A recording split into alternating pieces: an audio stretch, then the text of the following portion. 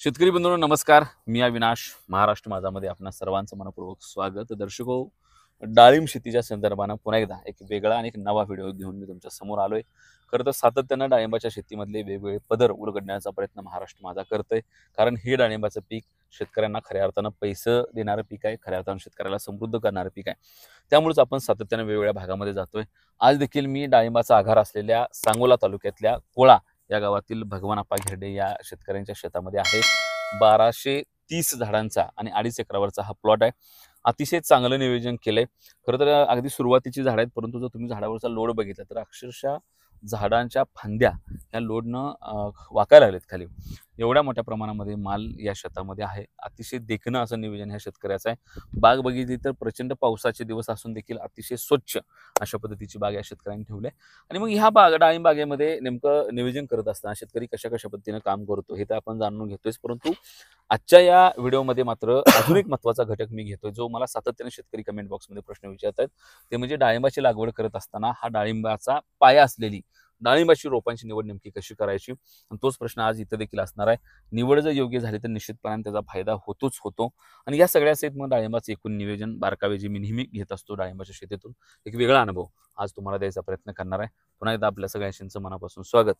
आणि खरं तर मालकांपासून आपण सुरुवात करूया. सगळं बोलू, नियोजन बाकी सगळ्या गोष्टी. मुळात तर तुम्ही बँकेत नोकरीला होता, हो. नंतर तुम्ही ही शेती वगैरे घेऊन सुरुवात केली. हो. ही नाद लागला की नेमका कसा, आता कसं वाटतं?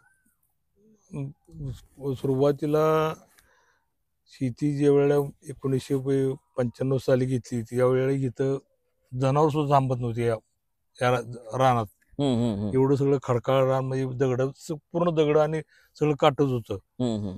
त्यानंतर ही बाग आम्ही डेव्हलप, म्हणजे सगळं रान नांगरून ही करून सगळं दगड बिगड काढून सुरुवात 1-2 वर्ष भुसारपैकी केली. नंतरच्या काळात तुमचा गणेश डाळिंब लावलं. यात पूर्ण गणेश डाळिंब होतं. ती एक 4-5 वर्ष, 5-6 वर्ष होती. ती मर रोगानं बऱ्यापैकी बाग हळूहळू संपली.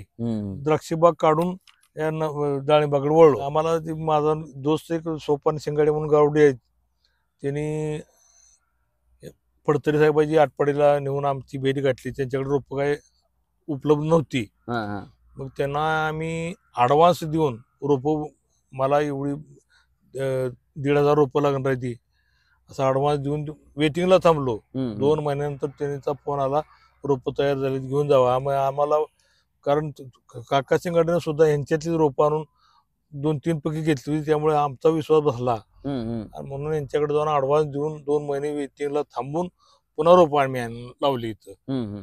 आणि हे लावत असताना लागण केली, सगळं झालं. पण ह्याचं मी बँकेत नोकरीत असल्यामुळे ह्यातलं मला काही द्राक्षातलंही माहीत नाही, डाळिंबातलंही माहीत नाही. मी सदाशिव माळी म्हणून ही माझ्याकडे जत तालुक्यातला मुलगा एक आज 14 वर्ष झालं माझ्याकडे काम करतोय.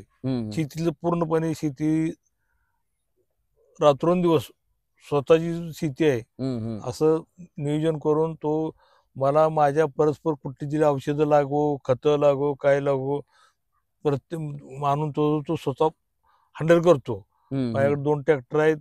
रोजगारी, आता तुम्ही आता समक्ष बघताय, कायम रोजगारी, एक 10 रोजगारी तरी द्राक्ष आणि आपल्या डाळिंबात कामाला असतील.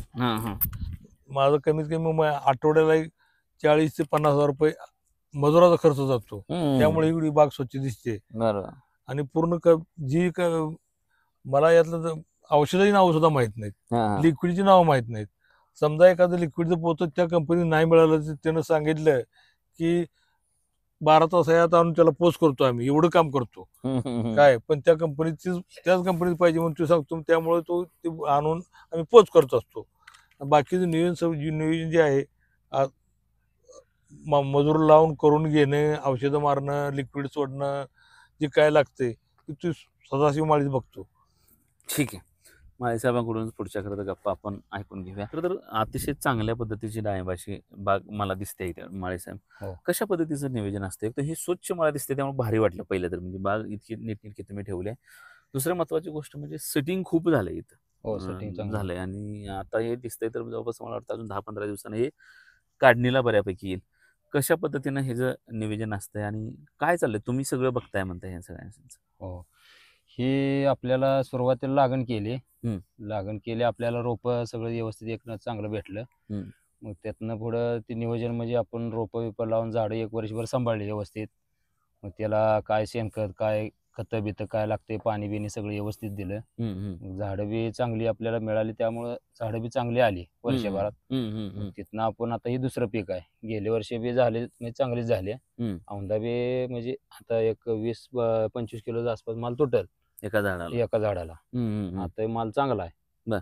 इथं बेड प्रिपरेशन मध्ये काय करता तुम्ही, किंवा बेडची तयारी करताना नेमकी कशी हो, असते दरवर्षी? बेड तयार करूनच आपण लागण केली सुरुवातीला बेडवरच. त्यामुळं रोपं बी चांगले असल्यामुळं बेडवर मर रोग लागत नाही शक्यतो. बेडवर आपण लागण केल्या. हे बेड मध्ये काय प्रिपरेशन किंवा कशी तयारी असते, बेड मध्ये काय टाकता, काय बेडमध्ये वापरता, सुरुवातीला- बेसल मध्ये काय असतंय? आपण आता सुरुवातीला आपण शेणखत टाकतोय. शेणखत, कंपोस्ट किंवा मळी असं मिक्स करून ढीग लावतो. परत त्या झाडाला 20-20 किलो कॅरेट आपण टाकतो बर. डबऱ्यात. मग परत वरनं वरखती असतो, बेसल डोस, ती टाकून मोजवून बेजवून कट्टा आपण तयार करतो. तिथनं काय आपलं बागा धरायचं नसते, तिथनं पाणी बिणी सगळं मग नियोजन पुढचं चालू असतं. पाण्याचं नियोजन. आता ही सिंगल लॅटरल बाग दिसते, हो सिंगल आहे. काय असते फरक डबल मध्ये सिंगल मध्ये, काय फायदे तोटे असतात ह्या सगळ्यामध्ये सिंगल डबल मध्ये? नाही, पाणी डाळिंबाला तशी सुरुवातीला जरा कमीच लागते. परत पाणी म्हणजे कसं सेटिंग झाल्यानंतर आता परत पाणी ज्यादा लागतं. नाही पण काय शेतकरी मी बघितलंय, बरेच शेतकरी डबल पाईप टाकतात. हो, इनलाईन असते. हा, आणि बरेच जण, आता तुम्ही इथं सिंगल टाकले, तर हे असं सिंगल टाकण्यामध्ये काय विचार असतो नेमका? सिंगलचं म्हणजे पाणी लय जास्त लागली मरोगी लागते, म्हणून पाणी जरा सिंगल टिपर आपण म्हणजे करतो. मर येऊ नये म्हणून असते. ह्याचा साईजवर काय परिणाम होतो का ह्या अशा ह्याचा? साईजवर आता औंधा बघणार आहे आम्ही बी इनलाईन टाकून, कसं नियोजन लागते औंधा इनलाईन करणार आहे आम्ही. बर. त्या प्लॉटला करून बघणार आहे इनलाईन. बर. पाणी जरा ज्यादा साईडला खत बित घालून जरा औंधा चेंज करून बघायचं. आता हे सगळं तुम्ही मर येऊ नये म्हणून वगैरे करतात, तेलाचा एक डाग मला कुठे दिसला नाही ह्या नाही, बागेमध्ये. रोपं आपल्याला आणतानाच काडी निरोगी असल्यामुळे रोपं आपल्याला 1 नंबर भेटले ना. पडतरी साहेबांकडं आटपाडीतनं आपल्याला रोपं चांगली मिळाली. त्यामुळे सुरुवातीला स्टार्टिंगला यात काय आलाच नाही तेलकट. आणि नंतर जेव्हा फळं लागली तेव्हा येऊ नये म्हणून काय प्रिपरेशन केले किंवा काय काळजी घेतली? तेलकट येऊन म्हणून काय आपलं बोर्डोचं हे वगैरे हात असते उन्हाळ्यात हे. मग ते आपलं जवळजवळ बाग आपल्या फ्रीमध्ये असताना त्या टायमाला आपण जवळजवळ 7 ते 10 हात आपलं बोर्डोचं होते. 7 ते 8-10. बर. त्याच्यामुळे हे जमलंय. ह्याच्या कळी निघाय काय प्रॉब्लेम झाला का? नाही. फळं बघून तो काय आचार फळं निघाली त्याला? कळे बिळे सेटिंगला बाग 1 नंबर आहे. ते म्हणजे का रोपं आपल्याला चांगले असल्यामुळे का नाही, ती कळे बिळे आता 2 वर्ष झालं आपण बघतोय. आपलं जोडीदार बी आहे बागा, तिथं सुद्धा सेटिंगला हे काय दमवलं नाही. तरी पण चौक्या बसावं व्यवस्थित, किंवा कळी निघलेली कळी सेट व्हावं, यासाठी काय तयारी केली ती चांगली? तयारी म्हणजे आपण उन्हाळ्यात किती सांभाळतोय ना, परत पुढे ते त्याचं व्यवस्थित म्हणजे सगळं ट्रीटमेंट, फक्त उन्हाळ्याचं आपण रेस्ट पिरियडमध्ये बागा असते तेव्हा सगळं व्यवस्थित केलं पाहिजे. पाण्याचं नियोजन म्हणा सगळं. किती असते पाणी रेस्ट मध्ये आणि आता धरल्यावर? रेस्ट मध्ये असते आपलं 4 दिवसातनं पाणी असतोय माल गेल्यानंतर. मग एक 2 तास असतोय. 4 दिवसातनं 2 तास? 2 तास माल गेल्यावर. आणि माल असताना आपलं असतोय सुरुवातीला इतरल मारतोय तेव्हा इतरल मारायचे आधी आपण एक 20-25 तास पाणी सोडतोय. परत मग पानगळीचं औषध मारून तिथनं चौकी बसायला सुरुवात झाली बाग नकलायला, तिथनं मग थोडं पाणी देत राहतोय. ज्या टायमाला सेटिंग आपलं झालं तिथनं पाणी मग एकाड 1 दिवस 3 तास असं पाणी चालू राहतंय. ह्याच्यामध्ये पाणी वाढत कुठं जातं जसं फळ मोठं होईल तसं? फळ कसं मोठं होईल तसं पाणी ज्यादा लागतं. बर. आता इथं फळावर बघितलं कशाचे डाग नाहीत, हे नेमकं कशामुळे झाले असं? काय ह्याला नियोजन केलं होतं? क्रॉप कव्हर टाकला होता? हो, क्रॉप कव्हर टाकलं होतं. आता माल हार्वेस्टिंगला आलोय म्हणून काढून ठेवलं. बर. काय साईज आहे मालाची, कुठपर्यंत साईज आहे? साईज 150 पासून आपलं 400-450 पर्यंत आहे.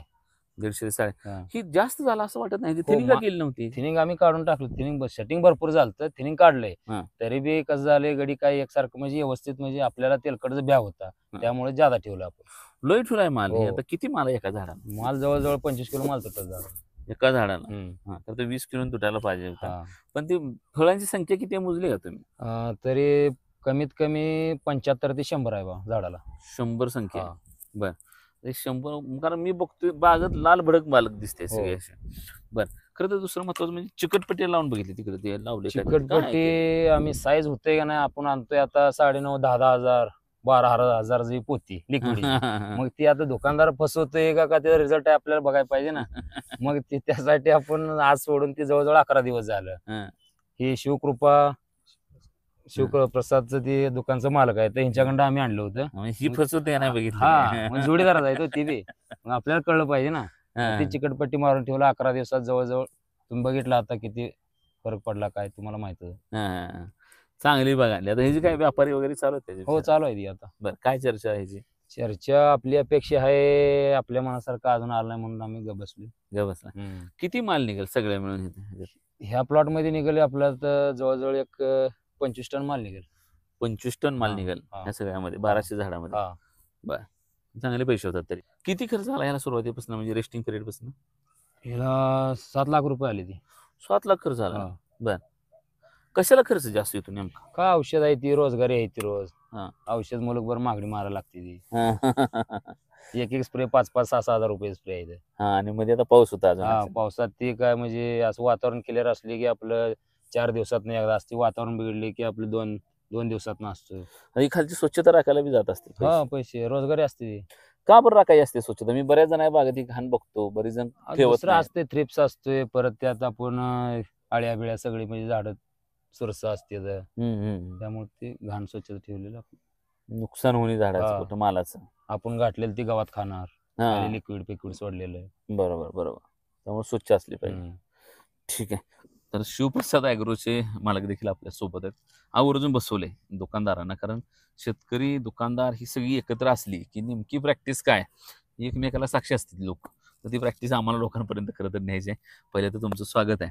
मला थोडीशी टेक्निकली माहिती ह्यातली, पाणी नियोजनाच्या पासून ते बऱ्याच गोष्टींची व्यवस्थित पाहिजे. तण नियंत्रण किती महत्वाचं आहे सगळं.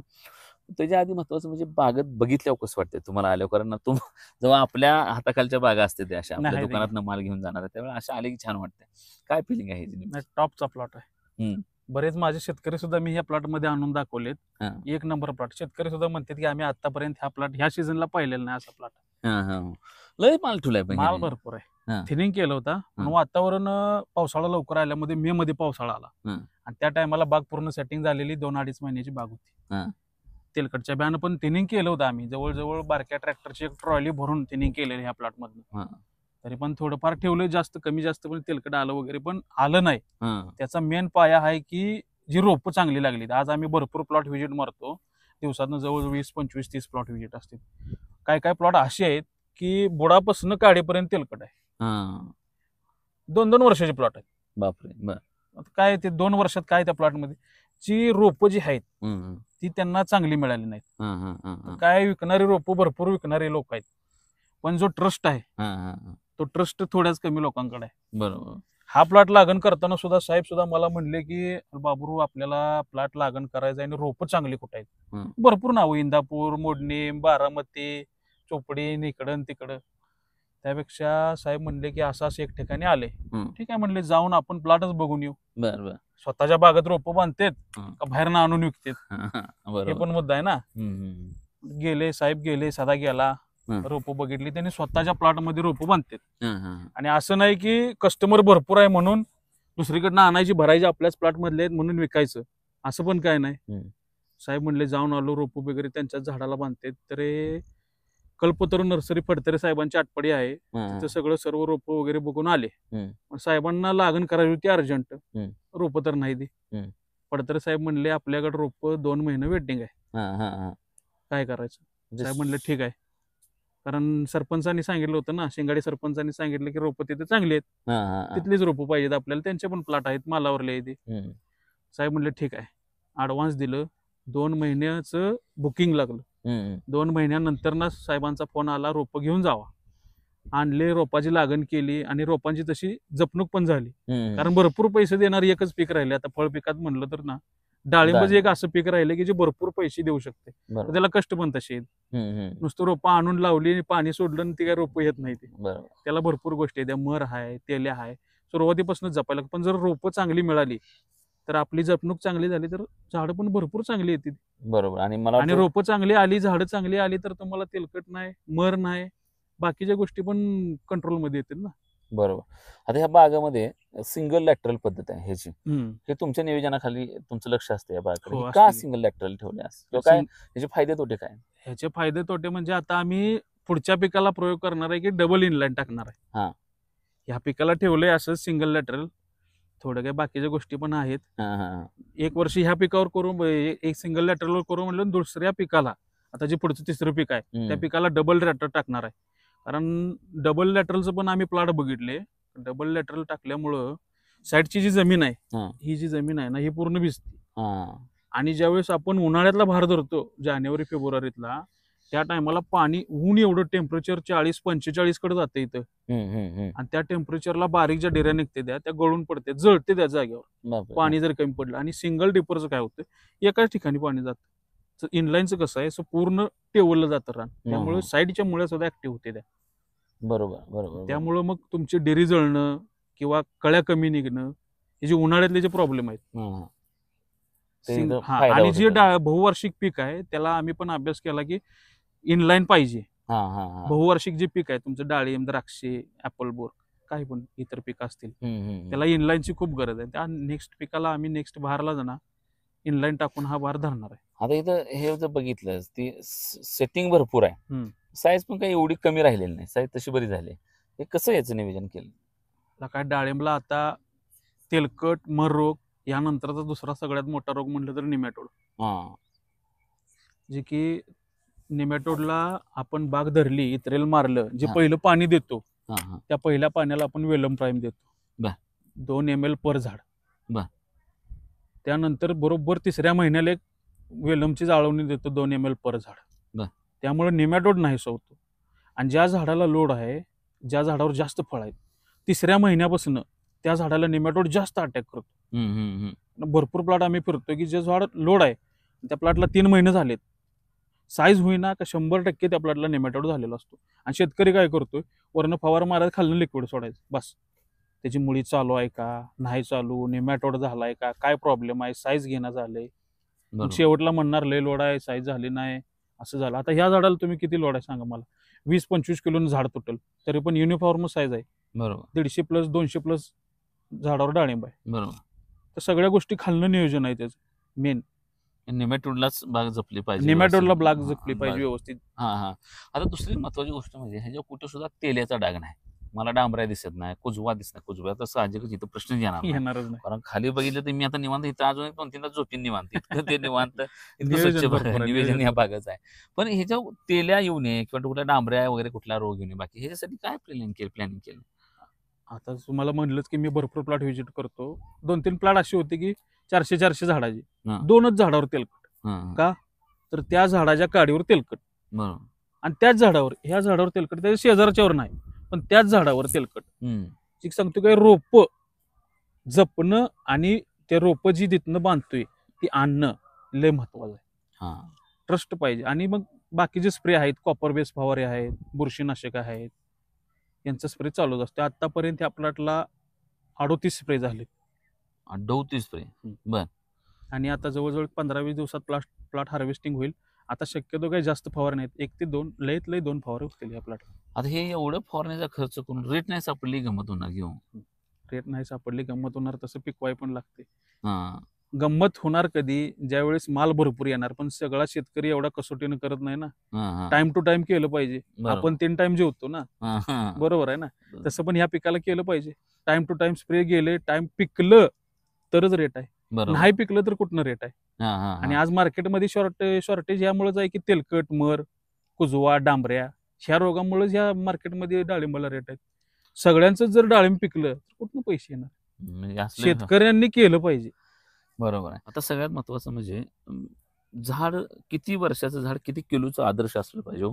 कारण ती ओव्हरलोड आपल्याला कसं ठरवता येणार तसं? सुरुवातीला पहिल्या पिकाला 7 ते 8 किलो पर्यंत झालं पाहिजे, दिलं पाहिजे झाडांचं. की झाडं तुम्ही सांभाळताय कशी त्याच्यावर पण आहे. काही शेतकरी 2 वर्षानं पहिला भार धरते ती, काही शेतकरी 10व्या महिन्यात पहिला भार धरते ती. काही शेतकऱ्यांचं मग 4-5 किलोनं तुटते, काही जणांचं 10 किलोनं तुटते, काही जणांचं 2 वर्षांनी धरलेलं असते ते 20 किलोनं पण तुटते. झाड तुम्ही सांभाळता कसं आणि केवढं करता त्याच्यावर पण राहतं किती ॲव्हरेज निघेल. कारण आवरेज निघलं तर रेट जरी महाग आणि झाला. पुढल्या वर्षी ह्या प्लॉट मध्ये ना आपण पूर्ण व्यवस्थित थिनिंग करून हा आयडियल प्लॉट 250 ग्रॅम पासून 600 700 800 ग्रॅम पर्यंत साईज करायची या प्लॉटची आपल्याला असं नियोजन आहे. पुढल्या वर्षी. शेवटचा प्रश्न खरं तर साईज, हम्म. कारण आता ही यांनी लय माल धरलाय हम्म. तरी बी बरी साईज झाली, पण आता ही साईज लय माल धरलाय आणि त्याला घातलंय पण लय. हा सुरुवातीला बाग धरताना 20-20 किलोचं एक ट्रेट हं. शेणखत, हं. त्याचबरोबर 1 किलोनं भेसळ डोस, हं. त्यानंतर बाग सेटिंग झाल्यानंतर 3 महिन्यांनी दुसरा डोस हं. आणि 5व्या महिन्यात तिसरा डोस. टोटल 3 डोस या प्लॉटला गेलेले आहेत. आणि शेणखताचे. आणि त्याचबरोबर 9 ते 10 स्लऱ्या हं. शेणखताच्या, त्यात सुडो, ट्रायको, KSB, PSB, GMD, त्याचबरोबर सरकी सुद्धा पर झाड अर्धा किलोनं टाकलेली या प्लॉटला.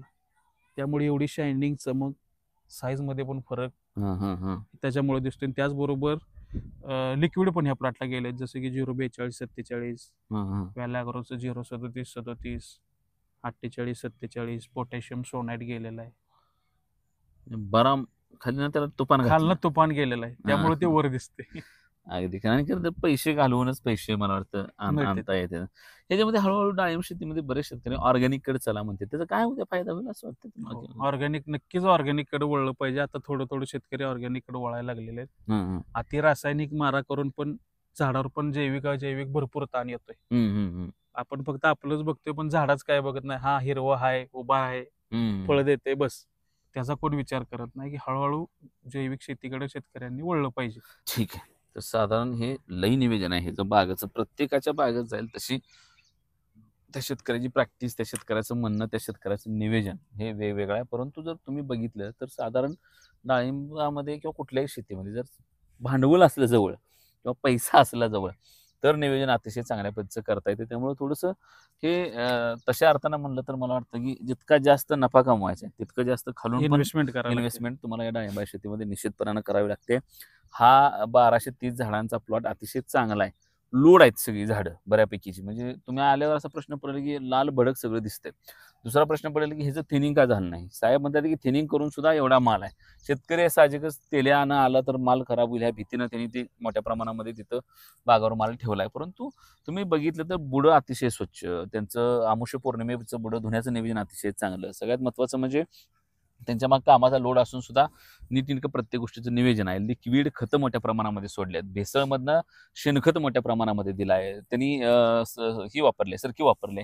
हे सगळं करत असताना शेतकऱ्यांना नियोजनाला पैसा लावलाय. परंतु ह्या सगळ्यामध्ये जर एक समान जर गोष्ट तुम्ही बघितली, ते मालकांनी सांगितलेली असू द्या किंवा आमच्या तिथं शेतात जर आपणारा कार्यकर्ता असेल किंवा दुकानदार असेल, या प्रत्येकाने एक गोष्ट नीटनेटकी सांगितली, त्या म्हणजे या बागेसाठी आणलेली रोपं ही अतिशय महत्त्वाची आणि दर्जेदार रोपं आहेत. आटपाडीला असणारी जी फडतरे साहेबांची कल्पतरू नर्सरी आहे तिथून ह्या भागामध्ये रोपं येतात. मग शेतकरी मला सांगत होता की 30% आमच्याकडे रोपं ही गौडवाडी भागात त्या कल्पतरूचीच आहेत. त्या कल्पतरूचं सगळ्यात चांगलं वैशिष्ट्य काय असेल तर मगाशी आमचं गप्पा मारताना सुरू होतं सगळं, तर या कल्पतरू नर्सरीमधल्या डाळिंबाचं रोपाचं वैशिष्ट्य म्हणजे इथं रोपं हे ते स्वतःच्या बागेमध्ये किंवा स्वतःच्या शेतामधल्या मदर प्लांटवरच लावतात. आणि ते मदर प्लांट त्यांनी अतिशय नियोजनाने जपलेत. तिथं देखील अगदी बाग धरताना जसं नियोजन केलं जातं तसं त्याच्या काडीसाठीचं, काडी स्टोरेजसाठीच नियोजन, त्याच्या खाली भेसळ प्रॉपर, त्याच्यावरच्या फवारण्या, तेलासाठीच्या फवारण्या, ही प्रत्येक गोष्ट त्या नर्सरीमध्ये त्या ठिकाणी केली जाते. बऱ्याच वेळा रोपांच्या नर्सऱ्यांना मागणी वाढली की बरेच शेतकरी कुणीकडे काळ्या त्या गोट्या भरते आणि भरून ती द्यायची त्या शेतकऱ्याच्या पुढे येते. तर असा प्रॉब्लेम झालाय की 500-500 झाडं लावलेत, त्यात 400-400 तर गणेशची झाली. म्हणजे हा घोटाळा होतो. आणि इथं मात्र मी शेतकरी सांगतोय की आमच्याकडे 30% कल्पतरूची रोपं असून सुद्धा एका बागेची तक्रार तिथं नाही. याचं कारण म्हणजे ते कल्पतरूवाले त्यांच्या स्वतःच्या डाळिंबीच्या बागेमध्ये आणि स्वतःच्या मदर प्लांटवरच या रोपांची डेव्हलप करतात. एखादा जर माणूस जर आलं त्यांच्याकडे रोप मागायला नसेल तर 2-2.5 महिने थांबवला होतात ते. परंतु दुसऱ्या कोणाच्याही बागेमध्ये जाऊन गुट्टी बांधून ती रोपाची विक्री करत नाहीत. दुसरं महत्त्वाचं म्हणजे त्या गुट्टी बांधणी करत असताना ते झाड सशक्त बनवलं जातं, काडी स्टोरेज चांगलं ठेवलं जातं. चांगली पेन्सिलच्या साईज म्हणजे माझ्या करंगीपेक्षा जास्त साईज असलेल्या काडीलाच ती प्रॉपर गुट्टी करतात. गुट्टीमधलं अंतर त्यांनी व्यवस्थित ठेवलेलं असतं जेणेकरून रोप चांगली यावी. जवळपास 3 आठवडे ते झाडावर गुट्टी ठेवतात व्यवस्थित, कारण तिथं मुळ्या जर चांगल्या फुटल्या आणि नंतर जर चांगल्या पद्धतीनं मिडियम वापरून चांगली माती वापरून जर ती नर्सरीमध्ये झाडे वाढवली तर त्याचा फायदा पुढे जाऊन शेतकऱ्याला होतो. मग शेतकरी अशा पद्धतीनं कौतुक मला वाटतं त्याचं करतात. हे सगळं करत असताना मी म्हणालो तसं ह्या प्रत्येक काडीला किंवा प्रत्येक रोपाचं निर्जंतुकीकरण हा सगळ्यात महत्त्वाचा फॅक्टर असतो. एखाद्या काडीला गोटी बांधायची म्हणलं तर ती काडी सशक्त आहे का, तो वॉटर शूट तरी नाही ना, आणि दुसऱ्या बाजूला म्हणजे त्याला बांधणी करत असताना ती काडी व्यवस्थित धुवून घेऊन मग प्रॉपर त्याची बांधणी करून ते रोपाची कटिंग करून देतात. त्यामुळं या भागामध्ये साहजिकच कल्पतरू नर्सरीचं नाव हे लोक घेतात. मी मुद्दामून या व्हिडिओमध्ये त्या कल्पतरूचा संदर्भ तुम्हाला देतोय, त्यांचा नंबर खाली देतो, कारण जर चांगलं रोप शेतकऱ्याला मिळालं तर त्यातून त्याचा निश्चितपणाने फायदा होईल. बरेच शेतकरी मला फोन करत असतात की आम्हाला रोपं कुठून घ्यायची. तर चला तुम्हाला उत्तर मिळालं. मी बऱ्याच वेळा देत नाही तुम्हाला नंबर, कारण कशी रोपं असतात, काय असतात, कोण कुठनं बांधते कुठनं देते काहीच माहित नाही. आपण एखाद्याला नंबर दिला आणि त्याचं चुकीच लागलं तरी माणूस कौतुकाला फोन करत नाही, पण शिवाय त्याला फोन करतो. बरोबर आहे. त्यामुळं तुम्ही कल्पतरूच्या मधून जाऊन खात्री करून रोपं आणू शकतात. मी सुद्धा त्यांचा काल प्लॉट बघितलाय तिकडे जाऊन, कारण अतिशय चांगला आहे. स्वतःचेच प्लॉट आहेत, त्या झाडांना त्यांनी नंबर दिलेत, शासन मान्य झाड आहेत ती. आणि दुसरी महत्वाची गोष्ट म्हणजे तुम्ही तिथं रोपं बुक करायला गेले त्यांचे प्लॉट सुद्धा फिरून येऊ शकता की नेमकी आपली रोपं कुठे बांधली गेलीत. मग खात्रीशीरपणे तुम्ही त्याची खरेदी करू शकता, कारण डाळिंब शेती जर पैसे देणारं पीक असेल तर ह्या शेतीचा पाया रोप आहे, त्याची खरेदी योग्य पद्धतीने करू शकता. बाकी तुमचं नियोजन अतिशय चांगलं आहे. मला ही मुलाखत सुरू करताना तुमचा सुरुवातीचा शब्द अतिशय आवडला की पैसा भरपूर आहे पण शेतीतलाच पैसा सुख देतो. तर या शेतीतल्या पैशाने सर्वांना सुख द्यावं, या शेतीतून सुख मिळेल एवढा पैसा यावा, या शेतीतून सर्वांना समृद्धी यावी, यासाठी खरं तर पांडुरंगाकडे प्रार्थना करण्याच्या पलीकडे आणि शेतीमध्ये मेहनत करण्याच्या पलीकडे आपण दुसरं काय करू शकत नाही. पुन्हा एकदा आपल्या सर्वांचे आभार. आणि हा व्हिडिओ तुम्हाला कसा वाटला, ही माहिती तुम्हाला कशी वाटली, आणि ह्या व्हिडिओमध्ये आम्ही आवर्जून रोपांच्या बाबतीमध्ये बोललो आहोत, ती रोपांची माहिती तुम्हाला कशी वाटते हे आम्हाला आवर्जून कमेंट बॉक्समध्ये सांगा. आणि असेच नवीन नवीन व्हिडिओ पाहण्यासाठी आमच्या महाराष्ट्र माझाला सबस्क्राईब करा. धन्यवाद.